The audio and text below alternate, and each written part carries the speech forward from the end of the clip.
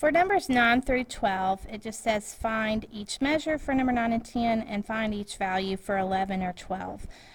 On the little note I have down here on the bottom, it says make sure you always answer what is asked for. So a lot of times when we see these variables, we solve for the unknown value and then we just stop. But in a lot of cases, it's asking you to extend that answer a little bit farther in order to answer the problem. So on number 11, we just solve for x, but number 12, we're actually having to find a measure of an angle given that value of z that we solve for.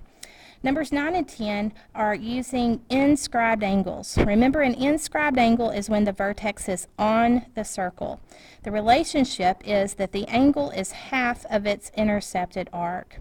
So on number 9, when we're finding the measure of angle LMP, LMP's vertex is on the circle. So the angle is half of its arc. If you follow the sides of the angle, you go to point L and point P, so we're talking about this arc that we want half of, LP. So 36, half of 36 is 18, so the measure of angle LMP is 18 degrees. Don't forget your degree symbol. The second part of the question is asking for the measure of arc MN, and so MN is this arc. You can see that we have sides of angles going to both of those points. If we follow those sides, we get to vertex P, and we're given that angle measure of 48 degrees. Since the angle is half the arc, we're going to have to take that 48 and double it in order to find the arc measure, which is 96 degrees. 48 is half of 96. On number 10, it says find the measure of angle GFJ. GFJ's vertex is the middle letter, which is F, which is on the circle, so it's going to be half of its arc. If you follow the sides of the angle to G and J, you see this is the arc we're wanting half of, which is 110 degrees. So when we take half of that, we get 55. So the measure of angle GFJ is 55 degrees. The next part of the question is asking for the measure of arc FH. FH, we can see we have two sides of an angle going to them. From H we go down to J, and from F we go down to J, and we're given that angle to be 36 degrees. Since the angle is half the arc, we're going to have to take the angle and double it in order to find the arc. So F to H is 72 degrees. So the measure of arc FH is 72 degrees. Number 11, we have an inscribed angle. Here its vertex is Q, and really that's an inscribed triangle too. But the angle, since the vertex is on the circle, is half of its arc. So the arc we're talking about starts at R and ends at S this way right here. That's the intercepted arc.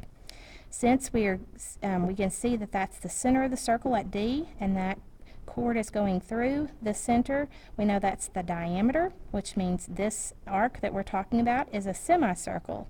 It's 180 degrees, which means this inscribed angle is half of that 180, which means it's 90 degrees. So since that's a right angle, I can solve for x by simply taking 5x plus 8 and setting it equal to 90.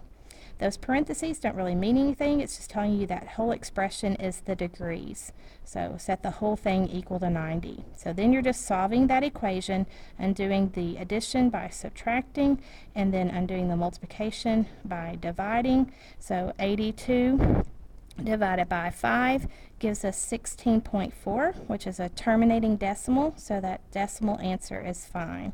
And it's just 16.4. There's no units. It's not degrees. It's a part of that degree answer.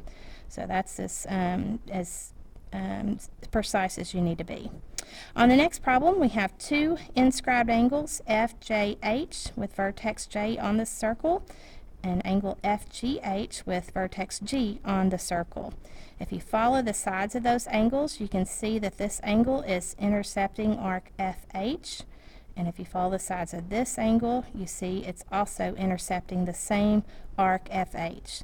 So since both of these angles are half of the same arc, that means that these two inscribed angles have to equal each other. So to solve for Z, we're going to set those two expressions equal to each other. We call this variables on both sides. We want our variable on one side, so I'm going to subtract 4z from both sides. 5z minus 4z is just 1z, and then these cancel and leave me with 9 on the right side. Again, you want to make sure you're answering the question. It didn't ask just for the value of z this time. It's asking for the measure of angle FJH. FJH is 5 times z, so 5 times z would be 5 times 9, which is 45 degrees. So the measure of angle FJH is equal to 45 degrees. It's the same answer you should get when you put 9 in for z in the second expression, since those two angles are congruent to each other. So you might just want to double check that 4 times 9 plus 9 also gives you 45. 4 times 9 is 36, plus 9 is also 45.